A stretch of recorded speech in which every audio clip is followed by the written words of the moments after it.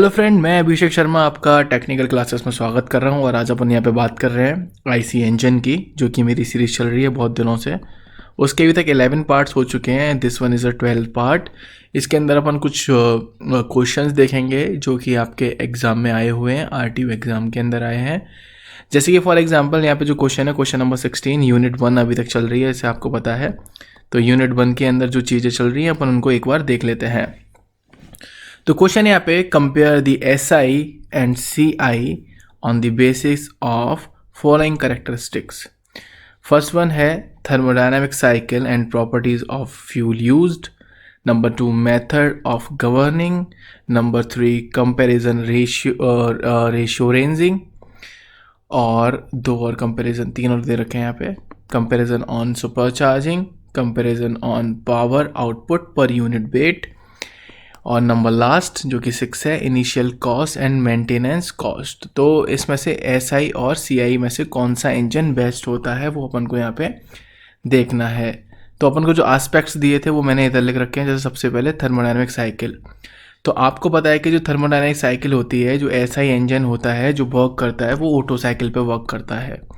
और जो auto cycle है उसके अंदर जो आपकी हीट सप्लाइड होती है, मतलब कि हीट इनपुट दी जाती है, वो आपकी किसके ऊपर दी जाती है? कांस्टेंट वॉल्यूम पे। तो यहाँ पे क्या है, आपका कांस्टेंट वॉल्यूम पे हीट सप्लाइड दी जाती है। बट इन दिस केस अगर मैं CI इंजन की बात करूँ तो आपको पता है कि हीट सप्लाइड उसके अंदर किस चीज़ पर दी जाती है? कांस्टेंट प्रेशर पे। तो यहाँ पे आया है कि for the slow speed cycle, जो कि आपकी है diesel cycle, heat supplied constant pressure पे दी जाती है। क्योंकि यहाँ पे जो डिफरेंस है, उसने पूछा थर्मोडायनामिक साइकिल में कौन सा डिफरेंस होता है, तो वो यहाँ पे बताने की कोशिश कर रहे हैं। क्योंकि जो CI इंजन है, जैसे कि अगर मैं बात करूँ तो वो ड्यूअल साइकिल पे भी वर्क करता है, ड्यूअल एंड डीजल साइकिल पे वर्क करता है। तो यहाँ पे वही चीज़ बता रहे हैं कि अगर मैं बात करूँ डीजल साइकिल की, तो कांस्टेंट प्रेशर पे आपकी हीट सप्लाइड की जाती है। अगर मैं ड्यूअल साइकिल की बात करता हूँ तो heat supplied at constant volume, partially at constant pressure. तो यहाँ पे इन्होंने बताया पहले पॉइंट में। दूसरे पॉइंट की बात करता हूँ, जो कि है मेथड ऑफ गवर्निंग, मतलब कि गवर्निंग मेथड कैसे हो सकते हैं, किस तरीके से हम उसको गवर्न करते हैं, चलाते कैसे हैं।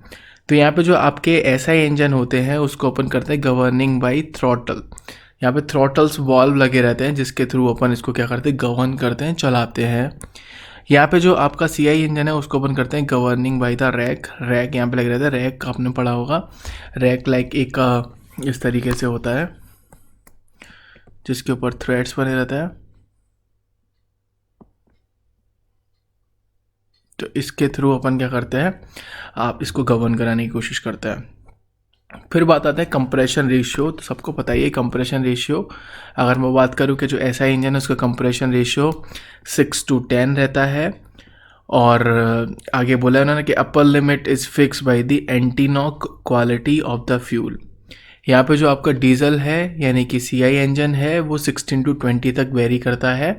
Upper limit by the weight increase of the engine, कि जो आपका 20 वाली लिमिट है, यहाँ पे 10 वाली लिमिट है, वो उन्होंने बताया कि 20 वाली लिमिट आपकी किसकी वजह से, कि by the weight increase of the engine, यहाँ पे कि एंटी नॉकिंग की वजह से है। नेक्स्ट पॉइंट है आपका, अगर हम नोटिस करेंगे, सुपर चार्जिंग। तो सुपर चार्जिंग अभी आपको शायद नहीं पता होगा कि सुपर चार्जिंग क्या होता है। सुपर चार्जिंग, टर्बो चार्जिंग, आप स्कॉर्पियो जैसे आपने देखी होगी, Scorpio new generation with turbo charging. तो यहाँ पे बहुत सारी चीज़ें होती है। आगे जो 4th यूनिट है उसके अंदर ये सारी चीज़ें हैं। सुपर चार्जिंग क्या होता है, टर्बो चार्जिंग क्या होता है, स्कैवेंजिंग क्या होता है।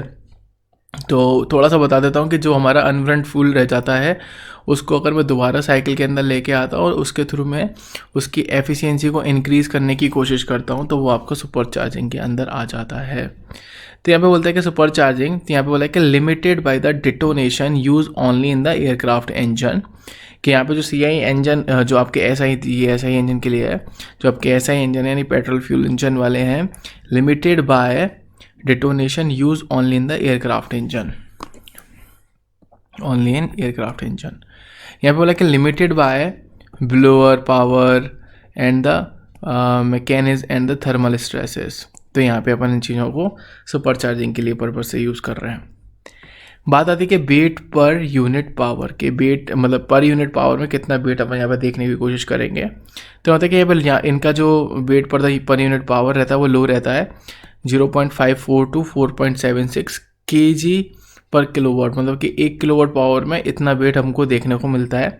बट इन दिस केस जो आपका CI इंजन है मतलब डीजल इंजन है, उसके अंदर आपका 3.4 टू 13.6 kg पर किलोवाट देखने को मिलता है, जो कि बहुत हाई है। कॉस्ट ऑफ रनिंग की बात करूंगा कि जो पेट्रोल इंजन रहते हैं वो आपके बहुत ज़्यादा कॉस्ट ऑफ रनिंग हाई रहती है उनकी डीजल इंजन की। तो जो डीजल इंजन की कॉस्ट ऑफ रनिंग रहती है वो बहुत कम रहती है, यानी आई मीन लो रहती है as compare the petrol engine. Next है आपका मेंटेनेंस कॉस्ट। तो किस गाड़ी को अपन रखें तो अपन की मेंटेनेंस कॉस्ट कम पड़ेगी, तो वो है आपका पेट्रोल इंजन की माइनर मेंटेनेंस कॉस्ट रहती है। इतना ज़्यादा अपन को उसकी मेंटेनेंस पर ध्यान नहीं देना होता है इंजन के ऊपर, जितना कि अपन को डीजल इंजन के अंदर ध्यान रखना पड़ता है। तो पेट्रोल इंजन के अंदर अपन को जो मेंटेनेंस कॉस्ट रहती है वो आपकी कम रहती है, माइनर रहती है, और पेट्रोल इंजन के अंदर मेंटेनेंस कॉस्ट मेजरली ज़्यादा रहती है। तो अगर आपको वीडियो अच्छी लगी है तो प्लीज़ लाइक ज़रूर करना, शेयर ज़रूर करना। Thank you for watching guys, thank you. और आगे वाले पार्ट्स को देखते रहना जिसमें मैं IC इंजन कंप्लीट कर रहा हूँ।